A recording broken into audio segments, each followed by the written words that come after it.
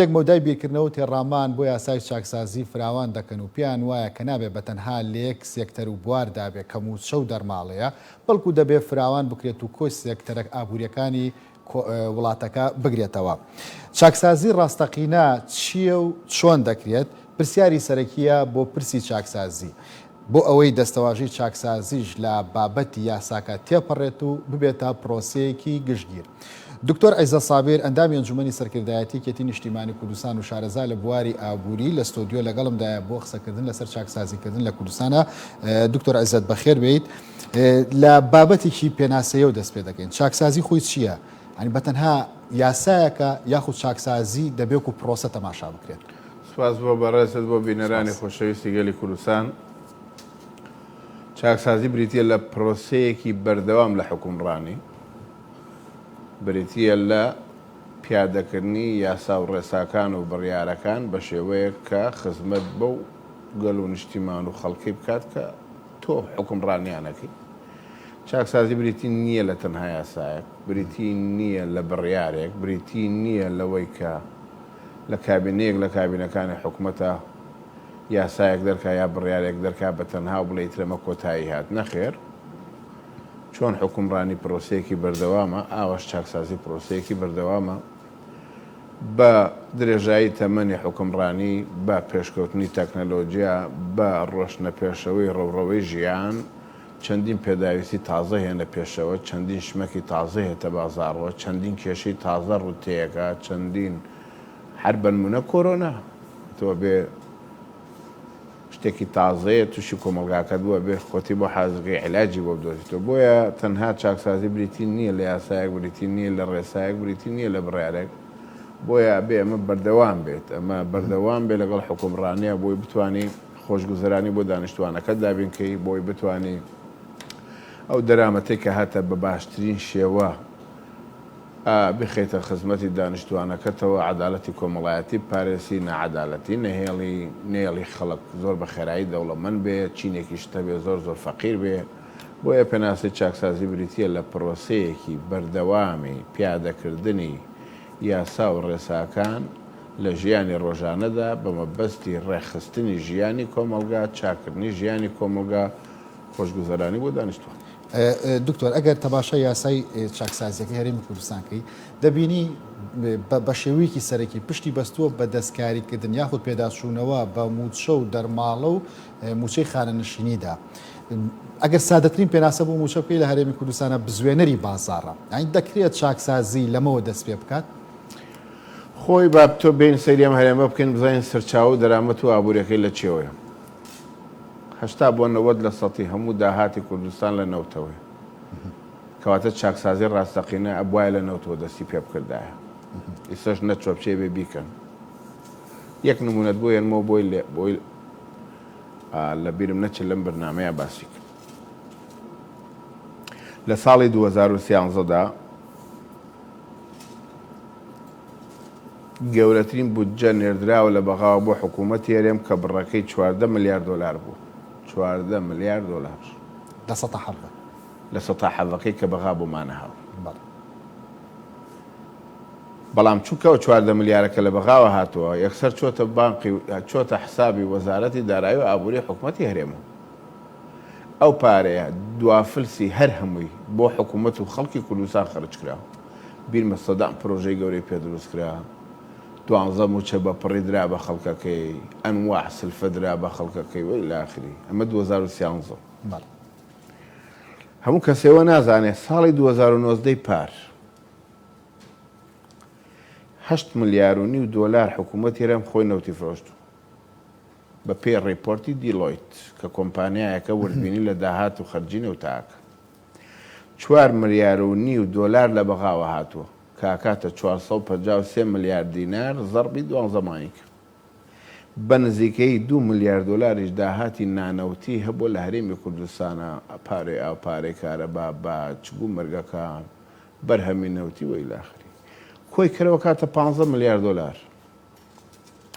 یعنی 2019 داهاتی حکوومەتی هەرێم گەورەترین داهات بۆ بە هەموو تەمەنی حکومڕانی. بەڵام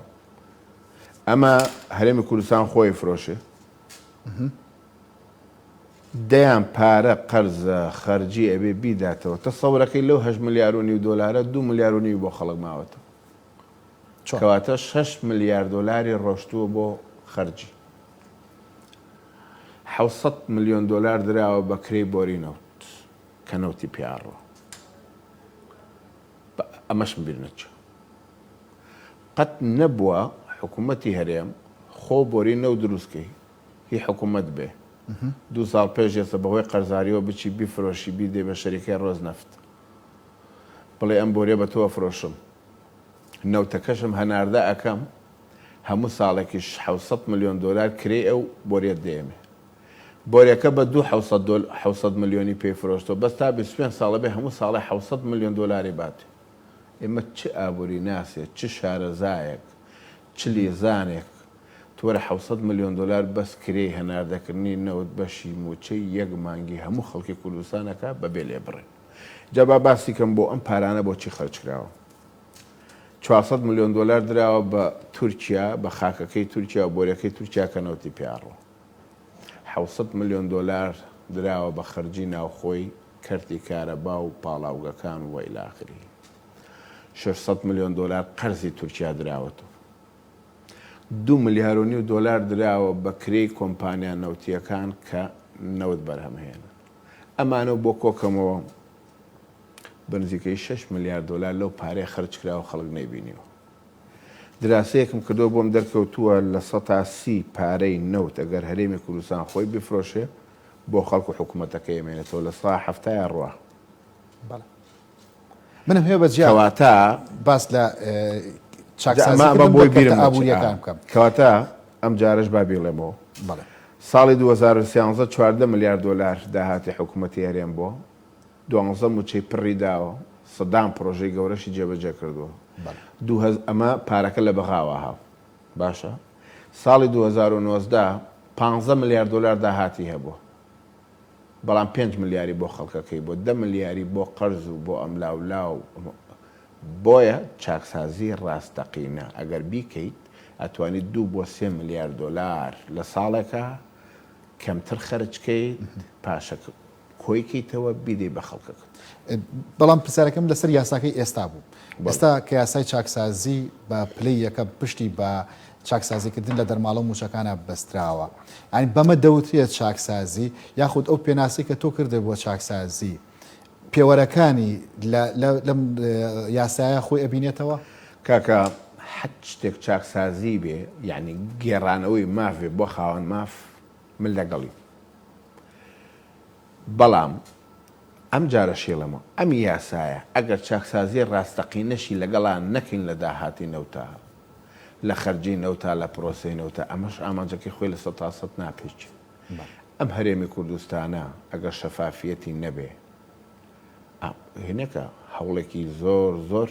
پێزانراوە بەڵام تۆ ناکرێت لەو کەسەوە دەست پێ بکەی بڵێ خاوەن پێداویستیەکی تایبەت ڕێژەکەی نەهشتان نییە چلە مادەم چلە لە جیاتی 150 بێتێنەوەی بەرێ زۆر لەوە گەورەتر هەیە توانی کاری تیا بکەی بەڵام وەکو پرۆسە هەر چاکسازیەک بکرێ یعنی ماف بۆ خاوەن ماف بگێڕێتەوە من لەگەڵیدا هەموو پرۆسێکی چاکسازی عەداڵەتی کۆمەڵایەتی پیاداکە بەڵێ جیاوازی چینایەتی کەمەکاتەوە تەسەور کە تەسیری بێت لەسەر هەرزانکردنی نرخی شمەکیش لە بازاڕە ئەزانی بۆ دایما لە دنیادا لە ئابووری ئایستا تۆم لە حەزە بکە حکوومەت پارەی پێ نییە خەڵک موچەی پێ نییە باشە ئێستا کیلۆیە گۆشت بە 16,000 دینار حکوومەت پرسیارە بۆ لە هەموو دنیاە بە پێی پێوەری ئابووری لە هەر شوێنە پارە کەم بوو شت هەرزانە بێ لە هەر شوێنە پارە زۆر بوو شت گرانە بێ باشە بۆ لەم هەرێمە خەڵک فێری حکوومەت خەڵکی فێری قەرز کردووە لەو ڕۆژانەیە چەند کەسێکم بینی یعنی ئابووری ناسیش نەبوو بەشی کارێکی زۆر جوانی بۆ کردم وتی کاکە موچە نییە فەرمانبەرێ چێ لە مەطعمێک نانەخوا بە قەرز بۆیە نرخی ئەو خواردنە هەرچەنێ بێ گوێی چکە پارەی پێ نییە مەجبورە گرانش بێ قەرزەکە بکە لە بەرێ پارێ نییە مەطعمەکە ئەچێ گۆشتە کڕێ بە قەرزەی کڕێ گۆشتەکە بە هەر چەنێ بێ ناچارە چونکە پارەی پێنی گۆشت فرۆش لە قەسابخانە چێ بە قرس حیوانەیەنی بە هەر چەنێ بێ ناچارە ئەم پێنەدانی موچەیە لە کاتی خۆی ئەم دواکەوتنی موچەیە ئەم گۆڕان ئەم نەمانی سیستەمی داهات و خەرجی حکوومەت هێرەیە وای کردووە تێچووی کۆمەڵایەتی لەسەر کۆمەلگا ئەوەندە زۆر کردووە یعنی ئەمە وەڵامەکەیەتی بۆ خەڵک پارەشی پێنی بەڵام شت هەرزان نابێت لەبەرەوەی تێک چووە سوڕێ ئابوووریەکە تێک چووە موچە لە کاتی خۆی نادرێ خەڵک لە کاتی خۆی شەر ناکڕێ ئابووریەکە بەچی چاگە بێتەوە دکتۆر چاکسازیکردن لە کەرتە گرنگەکانی ئابووری وە خۆت ئاماژەت پێدە بە دیاریکراوی قسە لەسەر کەرتی نەوت بکەین بە چاکسازیکردن لە کەرتی نەوتدا چارەسەر ئەبێت 100 ملیۆن چۆن تۆ ملاحەزە بکە 2 ملیار و نیو دۆلار لەم ساڵا دراوە بۆ کۆمپانیانەی کە نەوتیان بەرهەمێناوە دڵنیا دەکەم ئیسا خۆ دیلۆیت یەک وەرەقە بڵاو کاتەوە لە ساڵێک لەم وەرەقەیەتیان وەسیوە ئەوەندە نەوتمان بەرهەم هێناوە حکوومەت هەر بەرمیلە بەوەندە فرۆشراوە داهاتەکەی لە ساڵەکەی ئەوەندە بووە بەم شێوەش پارەکە خەرجکراوە باشە شەریکەی دیلۆیت ئەی نابێ بچێت بزانێت تێچووی ئەو کۆمپانیانێک کە نەوت دەرەهێنن چەنە ئەمە تقریبەن لە 2013 تا ئێستا 7 ساڵە هەرچی حکوومەت پێیەکە بەشێکی هەرە زۆرێدا بۆ کۆمپانیانە ئەبێ بچی لێ پێچینەوە لە خەرجی کۆمپانیا نەوتیەکان بکەی بزانێ ئەم خەرجێ زۆرە بۆچی خەرجکراوە وردبینی تیا بکەی لە خەرجەکانیانە چێ بیکات شەریکەی دیلۆیت دیوانی چاودێری دارایی لیژنە لە حکوومەت هێرێم ئەنجومەنی باڵای نەوت و گاز ئەمانە قەت چوون ڕۆژێ لە ڕۆژان پەرلەمەتر بێ ڕەپۆرتەکان بێتە پەرلەمان ئەمە کێشەکە ئەمەیە نایەت بۆ پەرلەمان لە 2013ەوە لە چواردەوە لە سەرەتای چواردەوە تا ئێستا هەرێمی کوردستان بودجەی نییە ئەوە ساڵی حوتەمێتی تۆ چۆن نەتوانێت قەنەعەت بە خەڵکەکە بکەی بڵێ پارەم نییە چۆن نەتوانێت قەنەعەتیان پێ بکەی بڵێ موچە نییە چۆن نەتوانێت بڵێ داهاتەکەم بەش نابێت لە قسەکانی پێشوو داماژت بۆ داکەوت چاکسازی ڕاستەقینە لە کەرتی نەوتەوا کرێت ئاماژت بۆ دا کە لە 2013 15 میلیارد دلار هاتووە لە 2019 داهات 15 میلیارد دلار بووە ئەمە گوازینە بۆ بابەتێکی دیکە لە 2014ەوە تا ئێستا لەگەڵ ئەوەی کە نەوت بەرهەم هێنراوە موچە بۆ شێوەیە بووە پرۆژەکان بۆ شێوە هەرێمی کوردستان 27 میلیارد دلاریش قەرزدارە یعنی ئەمە چۆن ئەبێت پژوێ بخرێت لە چاکسازیدا خۆی چاکسازی ڕاستەقینەکە ئەوەیە یەکەم جار ئەو 27 میلیارە بۆ خەڵکو و پەرلەمان ڕوون کردایەتەوە هیچیە چاکسازی دووەم ئەو خەرجی پرۆسەی نەوتە و کەم کردایەتەوە و تەجدید دەبکردایەتەوە لەسەر کۆمپانیەکانی بەرهەمێنانی نەوت چاکسازی سێم ئەمە بۆ مێژوو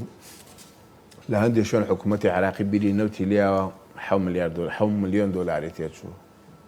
لای ئێمە هەفتای تێچێ کەس ناپرسی ئەم هەفتایە بۆ یعنی بیرە نەوتی 7 ملیۆن دلار بۆ کۆمپانیاکە چێت چیەکە لە جیاتیەوەی بچێت جیهازێ بکڕێ بیرەکەی پێدروستکە چێت جیهازێ بەکرێ ئەگرێ تێچووی بەکرێگرنەکە ئەوەی کڕینی جیازەکەی بۆی کۆمپانیایەکی تر سوودی لێ ببینێ ئەو هەموو پارەی ماگانە بەکرێ وەریگری ئەمانەت ئەم چاکسازی لەمانەیانەکەی بە بڕینی 600,000 خاوەن پێداویستیەکی تایبەت و یا 200,000 با بکرێت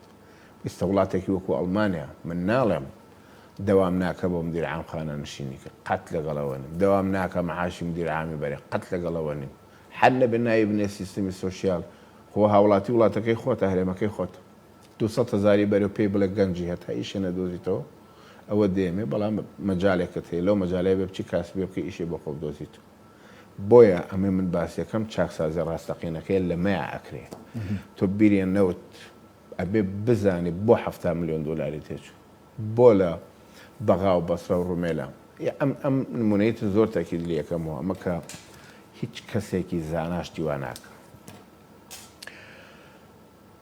بۆری نەوتی کوردستان بە پارەی حکوومەتی هەرێم کراوە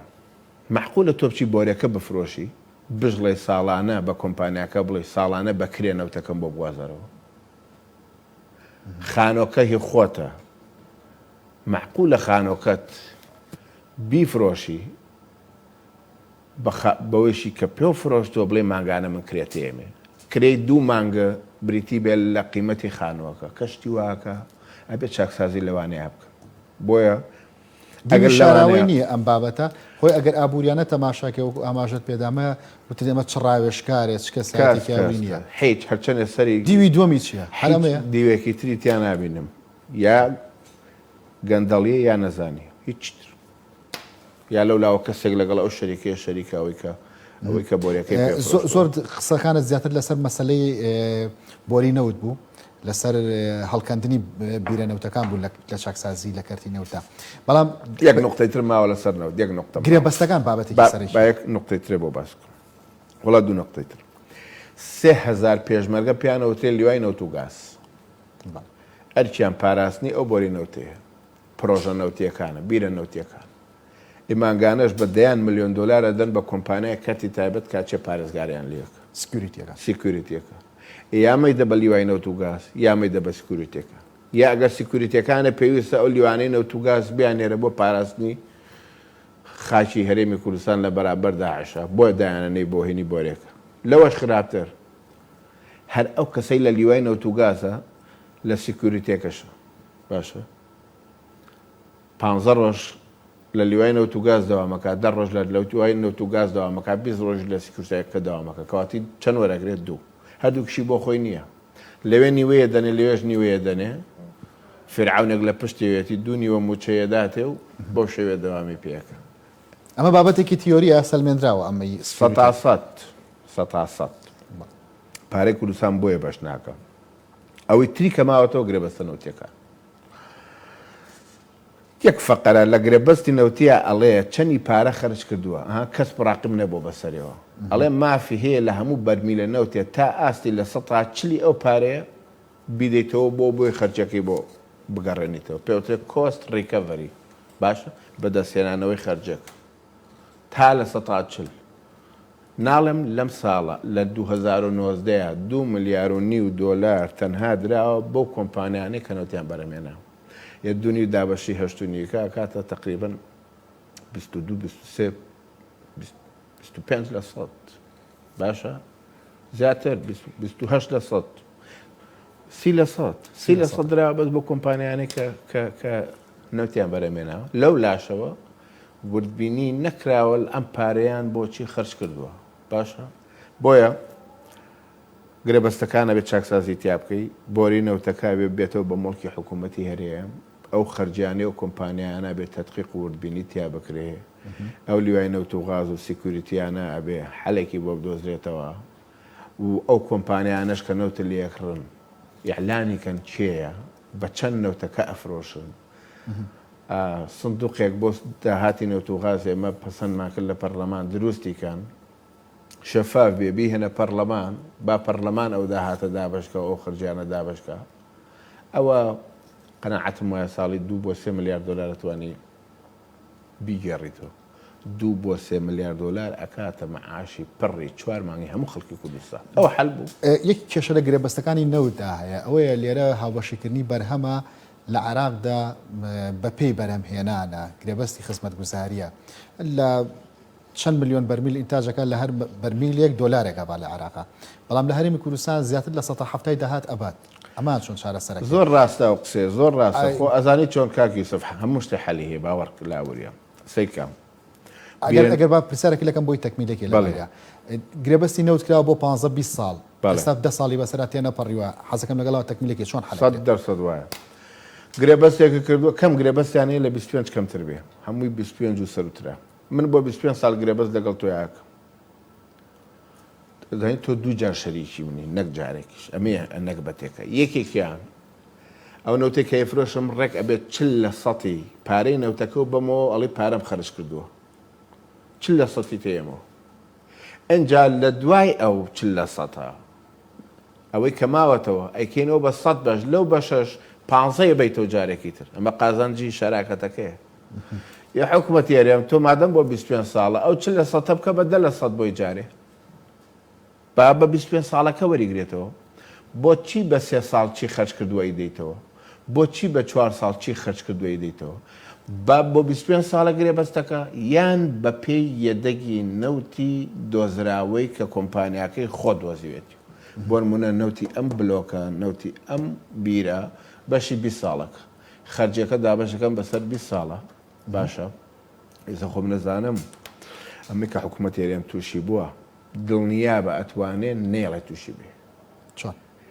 لە جیاتی 2.5 ملیار دۆلار بم بۆ کۆمپانیانێک کە نەوتی بۆ بەرەمێناوم ملیارێکیانە دەبێت ئێوە لیەوە ملیار و نیوەکەم جێڕایەوە بەم سیستەمی لێ بڕین و قۆڵ بڕین و دەست بڕینە بەشی 3 مانگی حکوومەتی هەرێمی کوردستانەکە ئەتوانن نەیدەن بەڵام بەشی هەرە زۆری 2016 کە پاشەکەوتیان کرد بەس بۆ ئەوەی پارەی هینەکان بەردەوام بێ پارەی کۆمپانیا نەوتیەکان بەردەوام بێ باش ئەتوانن سێغەیەکی تریان ئەتوان گرێبەسەکەش هەڵنەوەشێنەوە سێغەیەکی تریان لەگەڵا بەجێ بگەێنن نەک بڵێ لە 140 هەموو نەوتەکە منەی بم نەکاکە لە 120 بۆ تۆ 15 بۆ تۆ 10 بۆ تۆ پەلە چێ لە وەرگرتنەوەی پارەکە و ئەمە بێ لە قازانجەکە ها بێ لەوەی 15 لە سەدەکەی خۆشی هەرە بە ئەنجا یە 15 لەمە بەرێ و چلی لەوە بەرە 55 کەواتەش علاکولی زۆر وەردەم کردەوە 30 لە سەتی داهاتی نەوتی لە بەرمیلێک بۆ خەڵکی کوردستانە 70 لە سەتی بۆ خەرجی نەوت و گەندەڵی نەوت و بۆرین نەوت و تورکیا و کۆمپانیەکانی تورکیا و بۆرین نەوت و شەریکاتەکان و ئیلاخ دکتۆر ئەگەر لێرە نقطە دابدرێت ڕێکەوتن لەگەڵ بەغدایە چی بەدەست ئەخا بۆ کەرتی نەوت ئەنە ئەگەر ئەو چاکسازیش خۆمان لە هەرێمی کوردستان نەیکەین لانی کەم ڕێکەوتنێک لەگەڵ بەغدا نەوت بچێتە بۆری سۆمە و عراق بیفرۆشێت زانی جیاوازەکان چین هەر ئەوەی کەوتمەوە کافیە 2013 14 ملیارمان هەبوو 2019 15مان هەبوو بەس ئەو چواردەیە بەقەدەر دوو ئەوەندەی ئەو 15 بۆ ئێمە سوودی هەبوو ئەمە وەڵامێکی کورت و پوختە لەوەش زیاتر کوردستان کە نەوتە فرۆشێ چونکە دەوڵەت نییە ئەبێت دایمە 5-6 دلار جاری وا بۆ 7 دلار جاری وا بۆ 10 دلار ئەبێ هەرزانتر لە عێراق بفرۆشێ ئەوە ئەو 10 دلارەمان فت کەسلیم بە عێراقیەکەی بەشێکی گەورەی ئەم خەرجیانە بەشێکی گەورەی ناڵێم هەمووی بەشێکی گەورەی ئەم خەرجیانە حکومت نایدا حکومەتی هەرێم نایدا نەجاتی وەکو کری ئەو بۆری نەوتەکەی پیاڕە کاکاتە 13 لە سەتی هەموو داهاتی نەوت واجب و ئیلزامە لەسەر حکومەتی عێراقی ئەو کرێکە بە باشە ئینجا بۆرەکە لە کوردستانیش و لە تورکیاش خەزانێکەیە لە بەندەری جیهان لەو خەزانە کە هەڵەگیرێ ئەبێ حکوومەتی عراقی پارێ و خەزانە بە ئەو باخرێکە بارێکە ئەو شەریکەیە بێ بە ئیتیفاق لەگەڵ عێراقە کۆمەڵێکی زۆر دکتۆر خەرجی لە دەژوترێت لە بەرامبەر هەڵگرتنی پارە لە هەڵق بانک حکوومەتی هەرێم پارە ئەدات قوربان لە ڕیپۆرتی دیلۆیتە ئەڵێ 25 بەس ساڵی 2019 25 ملیۆن دلار بەس فائیدەی ئەو قەرزەی داوە کە لە کۆمپانیای کڕیارەکانی نەوتی وەرگرتووە یعنی بۆیە خەڵکە لێمە نەوت ئەکڕین نەوت نافرۆشی ئەزانی چۆن چ پێویستم بەوەیە ئەو کۆمپانیایی کە نەوتم لێکڕێ پێشتر ئەڵەم پارەم بەرێ بە قەرز نەوتت دەیەمێ دوایی کام پارەیەم یاتێ بە قەرز فائیدەشم لێسەنێ 25 ملیۆن دلار تەنها فائیدەی قەرزی ئەو دوو کۆمپانیایە کە پارەی پێشوەختیان داوە بە حکوومەت هەرێم 25 ملیۆن دلار بەس فائیدەی قەرزیان داوەتەوە چ پێویستە بەوەیە ئەم پارە پێشوەختە بۆچی بوو بۆچی ئەو مەعاشە هەردوواکەوێ ئەو جارێ پاشەکەوتە کرد ئەو جارێ لێبڕی ئەوە جارێ بە 60 ڕۆژ جارێکدا بەشێکەی یعنی ئەوەندە ناشەفافە ئەم پرۆسەیە ناشەفافە هەندێک کەس حەو کۆمپانیای دیلۆیتیش بێت ناتوانێت قەناعەت بە یەکێکی وەکو من بکە کە ئەم پرۆسەی شەفاف بۆ کۆمپانیای دیلۆیت کۆمپانیایەکی عالەمیە بەڵام لە پرسای بەشی ئابووری قونسوڵێتی ئەمریکی لە هەولێر پێیوتم دکتۆر عایزات ئەم راپۆرتەی دیلۆیت لەبەرەوەی ژمارەی هەیە نووسراوە خشتەی ژمارەیە کەواتە چەندین خشتەی تری تایە بەڵام ئەوە بۆ نەبۆ پەرلەمانە نەبۆ خەڵکە نەبۆ کەس نییە کەسی تر نایبینەوە ئەگەر نا دیلۆیت ئەبێ بزانێت چەند کۆمپانیا هەیە لە کوردستانە چەندیان پارە خەرج کردووە ئەگەر تەدقیق حساباتی ئەوانی خۆت وەک خۆت سەرۆکی لیژنەی دارایی و ئابووری و بەرهێنا بوو لە پەرلەمانی کوردستان 4 ساڵ ئەندامی پەرلەمان بوو ئەم پرسیارانە لێوێ نەکردووە دەیان جار یعنی سیرکە ئێمە وەکو پەرلەمان داوامان کردوتمان حکومەت هێرێم ئێوە 3 کۆمپانیا بدۆزنەوە لە ناو سیانە ئێمە دانیشیان هەڵەبژێری وتیان نەخێن ئێوە بڕۆن بیدۆزنەوە ئێمە هەڵەبژێرین ئەویان کرد تێگەی من هەوڵی وەیە بووین لەژێر چاودێری پەرلەمانە ئەو کۆمپانیایانە بانکەین بەڵام حکومەت هێرێم خۆی چوو کۆمپانیای دیلۆیتیانە بەڵێ ئەگە دواییشت لەسەر مەسلەی تەسلیمکردنی نەوت بە عێراق لێو پرسم زۆر کات یا زۆر کەس ئەڵەیان تەسلیم بوون بە عێراق کە نەوتەکەی بخرێتە ژێردەستی ئەوە ژێردەستەی ئابووریە وایە ڕاست نییە بەڕاستیەوە با خۆتۆ ئەو نەوتە بەرتەنکەر ناینێری بۆ بەغا لە بەغاوە بینێرن بۆ تورکیا نەوتی زاخۆ حکوومەتی مرکز ئیشی پێی نییە بیبا لە بەسڕەوە سواری باخێرێک بەرمیلیان نەوت کولفەکەی لە زاخۆوە چکە شەبەکەی بۆری نەوتمان نییە لە زاخۆوە تاوێ باشە نەوتی زاخۆ بیبەرە بەسڕەت دینارێکی نامێنێتەوە هەر کولفەی نەقلەکەی ئەو هەموو کیلۆمەترە ئەو کوژێ لە ڕۆگەشتەکەیە لە ڕۆگەشتەکە و لە ڕووی سیاسێکەشەوە خۆستا چۆن نەوتی کوردستان بە بۆریا چێتە بەندەری گیان هەنێ نەوتی عێراقیش هەرەچێت بەو بۆریە باشە لەبەرەوە لە ڕووی سیاسیەوە تەسلیم بوون نییە ئەبێ حکوومەت هێرێم دراسی بکە خۆم بیفرۆشم چەنم دەسەکەوێ بەس بە بێگەندەڵی بیدەم بە بەغا چەنم دەسەکەوێ کامیان زیاتر بوو ئەویانە کاتی خۆی کار پرسیار بێت تایبەت بە خۆتان ئەو کات دێوە لە پەرلەمان و سەرۆکی حکوومەت ماژەی بۆدا کە $1 لە فرۆشتی نەوت قازان چون خوانەی فرۆشن زۆر دەمێکە ینی بە تەجروبە سەلماندوومە لە خوار پەنجاوە قەت لە بەرژەوەندی حکوومەت هێرێم نییە خۆی بیفرۆشی لە سەر و پەنجاوە لە بەرژەوەندێتی بە داخێکی گەورەشەوە لە 2014 نەوت ئەگەر دوای سەرنجەکەت هەبوو لەسەر چاکسازیکردن لە کەرتی نەوت بێڵێ بەڵام ئەمێ کات دەسەرەوە قسە بکەین کەرتی کشتتوکاڵ چۆن چاکسازی تێدا بکەێت بە تابەت کێمە لەم ڕۆژانە بینیمان بەرهەمهێنەرانی بەروبوومە کشتتوکاڵەکان بەرهەمەکانیان یا هەرزان فرۆش ئەەکەن یا خود ئەچن فڕی دەدەنە سەر شەقامەکان لە کاتێکدا ئێمە باز لە چاکسازی بکەین چۆن دەتوانین کەرتی کشتتوکاڵ چاکسازی تێدا بکەێت وڵا سپاس دەکەم زۆرم پێخۆشەکە کاتم بیتێ لە سەر کشتتوکاڵی قسە بکەم چکە خۆ دەزانی مامۆستای ئابووری یا کەسێک کە ئابووری خوێنێ بەلایانی کەمەوە لە هەر کەرتێکی ئابووری بێت تۆزێک شارەزایی هەرابێ چکە عیلمە خوێنی اقتصادی زراعی خوێندووە اقتصادی صناعیم خوێندووە اقتصادی ریاضیم خوێندووە لەبەرەوە لە هەر بوارێکا بێت تۆزێک شارەزایی هەبێ بەڕاستی جێی داخە ئەو هەموو بەرهەما بینین جوتیارەکانی ڕێژنەس سەرزەویەکە و پانیەکەنەوە و بە داخێکی گەورەوە تو سەری ئەو هەموو ماندوونە ئەو تێچوونە ئەم نیعمەتە بە داخێکی گەورەوە کێشەیە ئەبێ چارەسەری کەیت ئەبێ حەلی بۆ بدۆزیتەوە ئەبێ نێڵی ئەمە ڕووبا بەشی گەورەی خەتای حکوومەتە خۆ وەزیری کشتتوکاڵ لە حیزبەکەی منە بێگەرخانە بێ عیلاجی بکە ئەم ساڵەوەی لە میدیاکانەی بینم زۆرترین بەروبوومی کشتتوکاڵی فڕێدراوە یعنی بکەی بە سەبەشەوە هەر سەتی خەتایەوە نییە بەس بەشی زۆری خەتایەوە وەزیری کشتتوکاڵە بێ پلان و بەرنامەی هەبێ چۆن بەروبوومی جوتیار بپارێزێ بەشێکشی خەتای جوتیارە ئەنی من جوتیاری بکەم ناچم سەویەکەم کەم بە بەرهەمێن نەزانم کە پێگەیشت چێ لێ مەکڕێ بەشی گەورەی کە خەتای حکوومەتاڵەم خەتای عەلوەکانە ئەم عەلوانە قۆرخی بازاڕیان کردووە ئەم قەیرانەی لێ دەرچێ زۆر جار ڕوویەدا تەماتەی بازیان 100 دینار 150 دیناری بۆ جوتیارێک نەهێشتەوە کیلویە تەماتەش لە بازار بە 2000 دینار بوو دایمە لە خۆم مەپرسی جوتیارێک 100 دینار قازانجەکە ئەی بوو کیلویەک بە 2000 دینارە بەشێکی بەقاڵە بەشێکی خراپە بێ فڕێدرێ بەشێکی عەلوەیە بەڕادمان نییە من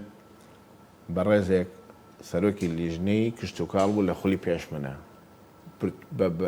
بەهینێک چوو بۆ ئەمریکا بەڕادێکی ئەمشان نابوو 2 ساڵ سێویتیا هەڵەگرن یعنی سێوە لە دارەکەیکەن و بۆ ماوەی 2 ساڵ یعنی ئەو شوێنە ڕێژەی شێ ساردی و گەرمی یعنی بەیەکی وای بۆ دروست کردووە کاوسی وەک وایە هەر بە دارەکە مابێتەوە لێرە جوتیار ئەو کوولەکەی ئەمڕۆ بردی عەلوە لیان نەکڕی چکە یا لە شوێنێک داینێ سارکەرەوێ بوو بیپارێزێ یا بێ فڕێبە یا بێ کری پیکاپینکە یا بێ حرەسی بۆ دانێ بۆیە بێ حکوومەت پلانی وردا بنێ یعنی شووتی ناوەڕاستی عراق پێگا هیچ پارە ناکە خەیاری ئەم ناوچێ دەست پێەکە هیچ پارە ناکە تەماتی بازیان دەست پێەکە پارە ناکە جەمعی فەلاحی هەبوو جاران ئێستا نەماوە کاکە ئەپێک دروستکەن لە مۆبایلە بۆی هەموو جوتیارەکانی کوردستان لەو ئەپە مشارەکە بکەن ئەلوەکانی کوردستانی تیاابێ شوێنی بەڕادەکانی تیاابێ بە هەموو ئاگایان لە یەک بێ بە وەزارەتی کشت و کاڵ سەرپەرشتیەوە بکە لە میدیای گوێم لێ بوو کابراایە لە علوای شێکرەوی باشە ئەو برادرانە بۆچنەی ڕێژن لە علوای کەلار کیلوی 400-500 دینارەکە دەبۆ ئێمەی بێنن مە بەس موی ئاگایان لە یەک نییە جوتیارێک لە هەولێر علوەکەی هەولێر کولەکەی پارە ناکە بەڵام لە کەلار کیلویە کولەکە 600 دینار و 700 دینار و 700 دینارەکە کەواتە بێ بەرنامەیی بێ تەنسیقی بێ ئاگایی لە نێوان جوتیارانی کوردستانە هەیە بێ ئاگایی یعنی کەسێک نییە کۆیان کاتەوە مدیریەتی عامی زراعە لە هەموو شارەکانە هەیە وا دیارە مدیر زراعە ناگەیان لە هیچ شتێ نییە کۆمەڵی جوتیاران و هەرەوەزی کۆمەڵی جوتیاران و هەرەوەزی هەیە ئەمانە هیچی وا دیارە ئیش ناکە یعنی تو بۆستە من بە مێشکما هاو یعنی کیلوی خیار 50 دینار باشە لە قەتەر کیلوی خیار بچەنە لە دوبەی بچەنە لە کوێ بچەنە حکومەت هێرێم نوێنەرەکانە با پێیان عیب نەبێ بڕۆن لێ بازاڕی بۆ پیاکەن هەنگوین لە دوبەی باشترین بازاڕی هەیە سەدان فڕۆکەی بارهەڵگری گەورە هێتە ئەم سلێمانی هەولێرە ئاژەڵێنێ بۆ ئێڵم بە بەتاڵی بڕاتەوە ها نوێنەری جوتیاری خۆمە نێرم نوێنەری حکومت مێ لەو شوێنانە بابە بڕۆن بازار بە جوتیارەکانی کوردستان بزانن چیان ئەرکی نوێنەر و باڵێ سەر شتانەش دروستکردنی پەیوەندیە باشە بین ئەی نوێنەری حکوومەتی هەرێم لە وڵاتانە ئیشی چیە ئەی لەم نوێنەرایەتیانە بەشیان هەیە بەشی سەقافیان هەیە بەشی بازرگانیان هەیە بەشی چیان هەیە بەشی چیان هەیە ئەی بۆ نایکەن ئەی گوناحنەیە کیلوی خەیار 50 دینار نەکە لە لایەکیشەوە بەڵام کاکە بڕۆ لەسەر تاسوجۆ سیرکە 2000 خانووی پلاستیکی کو نابێ هەر 2000ەکەی هەرهەمووی خەیار بێ لە کاتێکا بیبەر لە دەرەوە بێنین نۆک لە دەرەوە بێنین ئەبێ هەمە چەشنەی لە بەرهەممانە هەبێ ئەبێ ئەمە ئیشی وەزارەت و بەڕێبەرایەتە گشتیەکانە سەرپەرشتیان بکەن ناکرێت کارگەیەکی دۆشاو لەدەکە لێرە ڕات بگرم من کارگەیەکی دۆشاو لە شارە زۆر ساڵی ئیشی نەکرد یەکسەر دایخست بێ وەزارەت لێ بکۆڵێتەوە نابێ بێڵی دایخ بە ئەو کارگەیە تەماتەی هەموو ئەم سنوورە وەرگێت با کارگەیەک یعنی ئەمەیە پلان استراتیجی کە زامنی ئەوە بکەی بەرهەمی جوتیارەکانم لە فەوتان ئەپارێزم لە علوەکانە چەند چیەکان ئەمە زۆر گرنگە ئەم قنوقەیە خاوەنی قاتع لە علوەیە کە جوتیار سەوزۆمیوەی بۆ با لێ ناکڕێ ئەڵێ داینێ بۆ تەفرۆش کاڵە داینی ئەژنوێشکە کە بۆشی ئەفرۆشێت زۆرترین بڕی قازانج خاوەنی قاتعی علوەکە ئەیبا نەک بۆ جوتیارەکە جوتیارەکە لێ نییە کە بۆ ئەفرۆش جوتیارەکە پێڵێ لەون دەکەمترین بەفرۆشە خاوەن قاتعەکە پێڵێ وڵە پارە ناکە بیشی کارە لە پارە ناکە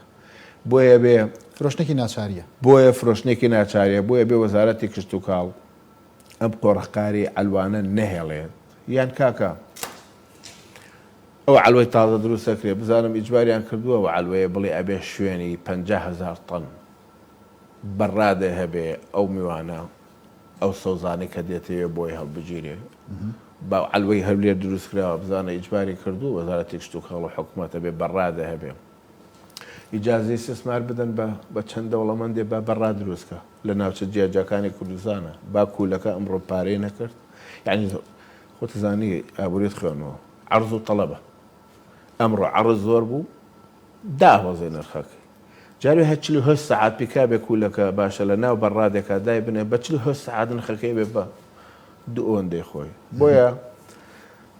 بەشێکی کەمی خەتای جوتیاری تایە تەنسیقیان نییە ناکرێ هەموو خانووی پلاستیکی خەیار بێ ناکرێ هەمووی تەماتە بێ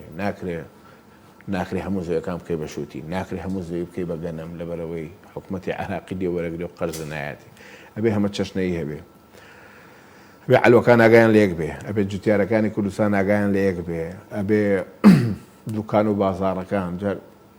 لە زۆر شوێنی سویدۆمانە ئەوەی کە مەزرعی بچووک و وانەی خۆیانیان هەیە ئیشیان بە علۆشت نییە. دەچێ عەقدێک لەگەڵ سوپەرمارکێتێکە ئیمزاکە ئەڵێ بەرهەمی ئەم ساڵی شیلک گێزەر نازانم چی هەیە هەموو بەرهەمەکەم بۆ تۆیانم عەقد ئیمزاکەن و تەواو لەسەر سعر ڕێیەکەون جوتیارەکە دڵنیایە لەوەی کە بە چەند ئەفرۆشێ کاتەکەی بۆ بابەتی پلانەکانی وەزارەت ینی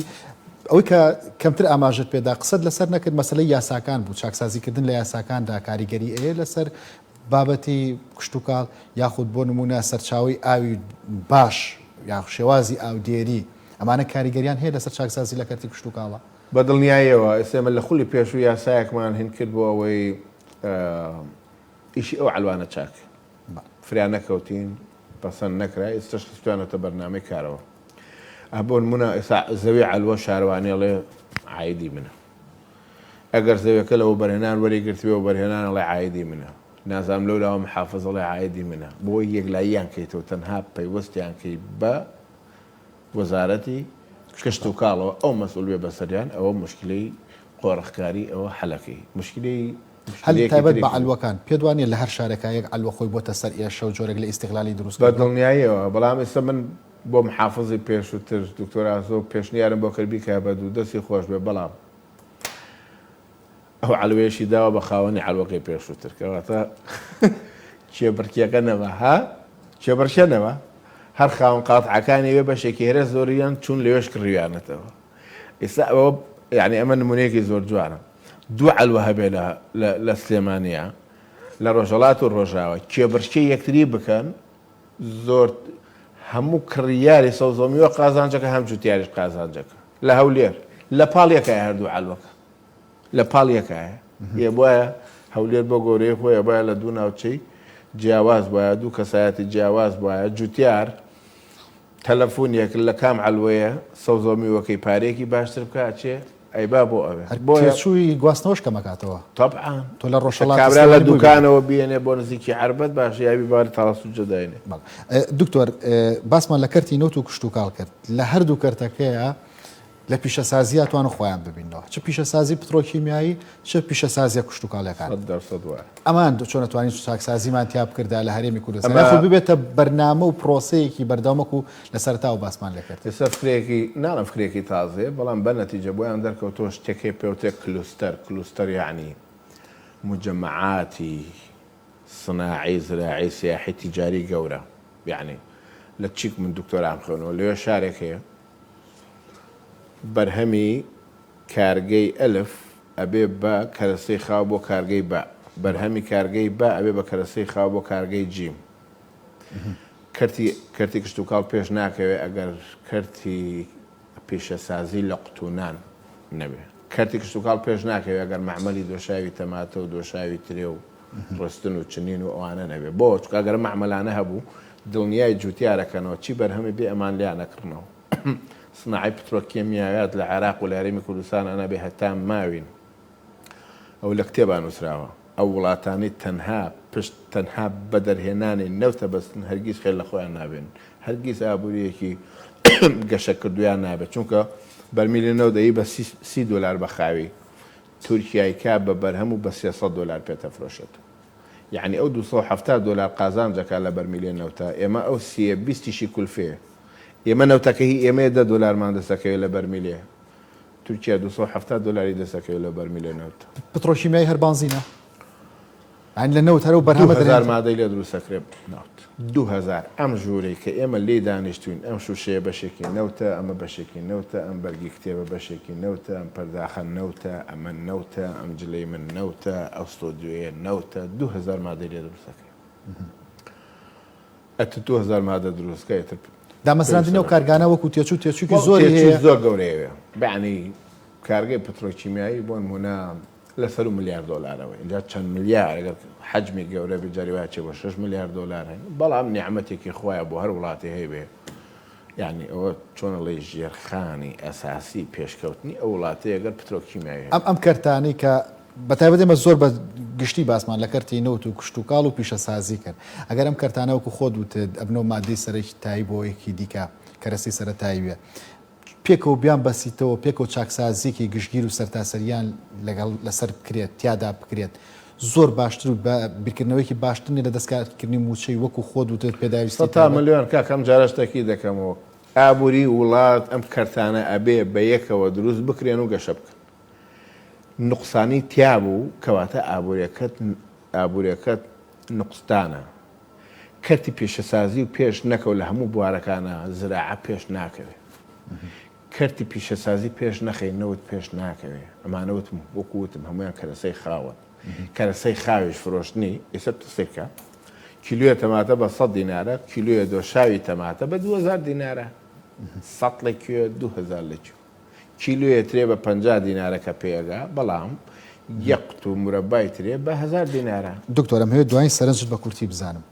زۆربەی کات چاکسازی بۆ تێپەڕاندنی قەیرانە ئەوەی لە کوردستانە ئەو چاکسازیە قەیران تێپەڕێنەیە قوڵتیەکاتەوە قەیران تێ ناپەڕێنێ بەڵام ئێستا بۆرموناگەرم ئەم جێبەجێکردنەگەر 100 ملیۆن دلارێک لە خەرجی حکوومەت کەم بکاتەوە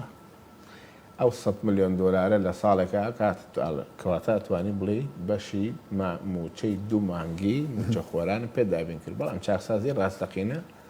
ئەم جانمانە کە بۆم باس کردی زۆر باشە چۆن کەرتی کشت و کاڵ و کەرتی پیشە زۆر باشە دکتۆر عەیزە سابیر ئەندامی ئەنجومەنی سەرکردایەتی یەکێتی نیشتیمانی کوردستان هەروەها شارەزا لە بواری ئابووری سوپاس کە لەگەڵ سپاس بۆ ئێوەش سەرکەوتوو بن ئێوەش خواتان لەگەڵ